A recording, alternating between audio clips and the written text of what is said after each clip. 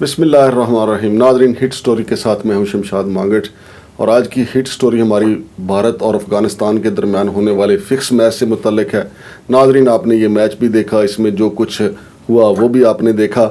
भारत के पास बड़े बड़े खिलाड़ी हैं, जिनमें रोहित शर्मा, आपको याद होगा कि उसने 2 डबल सेंचुरियां वनडे में बनाई हुई हैं।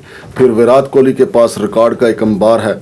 लेकिन अब भारत की ये आदत हो चुकी है कि मैच फिक्स करके ही जीता जाए। उसकी बुनियादी वजह तो एक IPL है, चूँकि IPL में भारी मुआवजे खिलाड़ियों को मिलते हैं और फिर तयशुदा नतीजे होते हैं वहाँ पे।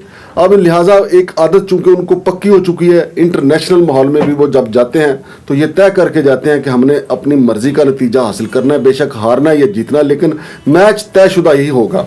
गुज़िश्ता रोज़ जब अफ़गानिस्तान और भारत की टीमें मद्दे मुकाबल आईं और दोनों कप्तानों के दरमियान टॉस हुआ तो पूरी दुनिया ने देखा कि टॉस अफ़गानिस्तान के कप्तान मोहम्मद नबी ने जीता और विराट कोहली ने हल्के से अंदाज में, साजिशी अंदाज में उसे कहा कि यू बॉल फर्स्ट। यानी कि आप पहले गेंदबाजी करेंगे और हम अपना मतलूबा टारगेट जो है वो हासिल करेंगे। और फिर उसके बाद जब मैच शुरू हुआ वो भी आपके सामने है कि मोहम्मद नबी ने ऐसे थके हुए बॉलर्स को लगाया ताकि रोहित शर्मा और राहुल जो हैं दिल खोलकर पटाई करें और लंबी लंबी शाटें लगाकर अपनी लंबी इनिंग को तूल दे सकें। और फिर ऐसा ही हुआ और उन्होंने एक बड़ा टारगेट बनाने में भारत का काम आसान किया। और फिर नाज़रीन, एक मौका पे ये भी देखा गया कि वो बाउंड्री नहीं हो सकती थी, लेकिन अफगानी खिलाड़ी ने जानबूझकर वो बाउंड्री अपने हाथों से पकड़कर गेंद को बाउंड्री के बाहर फेंका था और 4 रन जो हैं वो भारत की झोली में डाल दिए। और नाज़रीन, आपको याद होगा ये पहला मौका नहीं है। इससे पहले जो वनडे इंटरनेशनल का वर्ल्ड कप हुआ था उसमें पाकिस्तान जो है वो सेमीफाइनल की पोजीशन में आ चुका था और पाकिस्तान और न्यूजीलैंड के दरमियान ये टाई पड़ने वाली थी कि कौन सेमीफाइनल खेलेगा। लेकिन भारत जानबूझकर इंग्लैंड से हार गया ताकि पाकिस्तान इस पोजीशन में ना आए और सेमीफाइनल में भारत और पाकिस्तान का टाकरा ना हो सके। लेकिन फिर आपने देखा कि भारत की ये जो साजिश है उसके अपने ही गले पड़ गई और न्यूजीलैंड ने पूरे भारत की मंजी पीढ़ी ठोक के उन्हें वापस भेज दिया। हालांकि ये साजिश थी और ये कोई ढकी छुपी बात नहीं है। जो इंग्लैंड के बड़े सीनियर खिलाड़ी हैं जो उस वर्ल्ड कप में छाए हुए थे, बेन स्टोक, उन्होंने अपनी किताब में ये इंकशाफ किया है कि वो मैच भारत जानबूझकर इंग्लैंड से हारा था। भारत ने जो रन्स थे वो चेज करने की कोशिश ही नहीं की, ना उन्होंने पुरजोश फील्डिंग की, ना पुरजोश बॉलिंग थी, चूंकि वो मतलूबा नतीजे जो थे वो हासिल ये करना चाहते थे कि पाकिस्तान किसी सूरत सेमीफाइनल में ना जाए। और पाकिस्तान उस वक्त जो है वो अपनी बूम पकड़ चुका था, वो अपनी स्पीड पकड़ चुका था और पाकिस्तान अगर सेमीफाइनल में जाता, भारत को यकीन था कि ये हमें भी ठोक कर आगे चले जाएंगे। लिहाजा भारत ने एक साजिश के तहत अपनी शिकस्त को गले लगाया और पाकिस्तान का रास्ता रोका, लेकिन फिर खुद भी वर्ल्ड कप से दूर हो गया। पूरी दुनिया में यह माना जाता है कि भारतीय क्रिकेट बोर्ड जो है वो अमीर तरीन बोर्ड है, लेकिन अब हालिया जो वाकयात हुए उसके बाद ये भी पूरी दुनिया में बात तस्लीम की जाने लगी है कि भारत दुनिया का सबसे बुज़दिल तरीन क्रिकेट बोर्ड है, चूँकि वो लंबी लंबी साजिशें करते हैं आपके सामने। ख़ास तौर पर पाकिस्तान से वो हर वक्त खौफज़दा रहते हैं। उनको पाकिस्तान किसी और को भी हरा रहा हो तो उन्हें डर लगता है कि कहीं पाकिस्तान की ये जो जीत जो है उनके गले ना पड़ जाए, इतने खौफज़दा रहते हैं पाकिस्तान से। लेकिन अब ये आप देखें कि अफ़गानिस्तान इतना बड़ा, कोई इतनी बड़ी टीम नहीं है और जितने बड़े रिकॉर्ड होल्डर इंडिया के पास हैं, उन्होंने अफ़गानिस्तान से भी मैच फिक्स करके खेला ताकि इंटरनेशनल शर्मिंदगी ना हो। वगरना इस बात का यकीन था भारतीय बोर्ड को कि जाज़ई उनकी काफ़ी ठुकाई कर सकता है और उसके अलावा राशिद खान से वो खौफज़दा थे।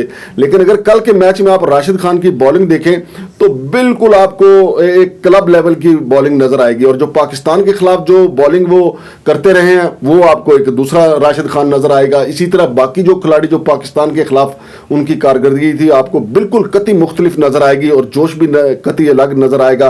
फिर जो अफगानी वहाँ पे तमाशबीन थे, जो तमाशाई थे, उनका जोश भी पाकिस्तान के खिलाफ तो ऐसे था जैसे पाकिस्तानियों का इंडिया के खिलाफ होता है, हमारे खिलाफ उनका बहुत ज्यादा जोश था। लेकिन चूंकि एक तयशुदा मैच अफगानिस्तान और भारत के दरमियान खेला गया इसलिए तमाशाइयों को भी इल्म था।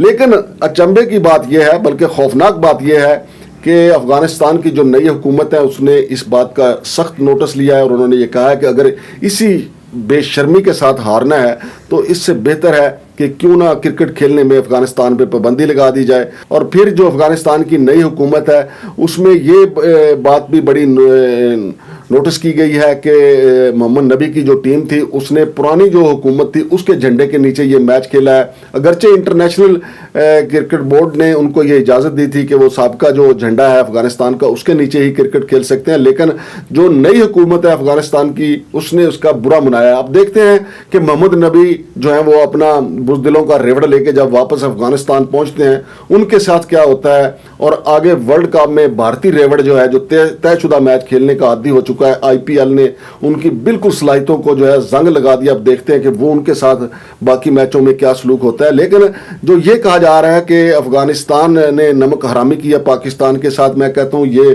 بالکل ایک بلا جواز بات ہے. انہوں نے انڈیا کے ساتھ نمک حلالی کی ہے.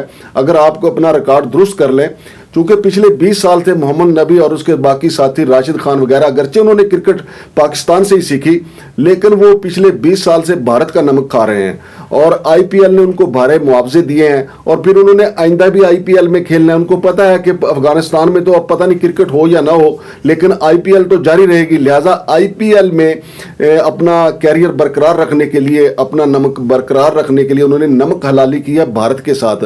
ہمارے ساتھ انہوں نے اگرچہ نمک حرامی آپ کہہ سکتے ہیں, وہ نمک حرامی جو 20 سال پہلے انہوں نے ہمارا نمک کھایا, ہم سے ہی کرکٹ سیکھی اور پھر ہمارے خلاف ہی سازشوں میں شریک ہو گئے. خیر یہ مسلمانوں کی تاریخ ہے کہ مسلمانوں کے خلاف سازش کرتے آئے ہیں. البتہ آپ دیکھتے ہیں کہ ورلڈ کپ کا اونٹ جو ہے وہ کس کروٹ بیٹھتا ہے. بھارت کی سازشیں بھی جاری ہیں, بھارت کے میچ فکسر کا جو ان کے جو نادیدہ قوتیں ہیں وہ بھی بڑی سرگرم ہیں. لیکن فی الحال بھارت کا سیمی فائنل میں پہنچنا کافی مشکل نظر آتا ہے, چونکہ اس بار اگلا میچ ان کا پھر نیوزی لینڈ کے ساتھ ہے. لیکن نیوزی لینڈ کے ساتھ میچ فکس کرنا کوئی آسان بات نہیں ہوگی. شمشاد مانگڑ کو اجازت دیجیے. اللہ حافظ.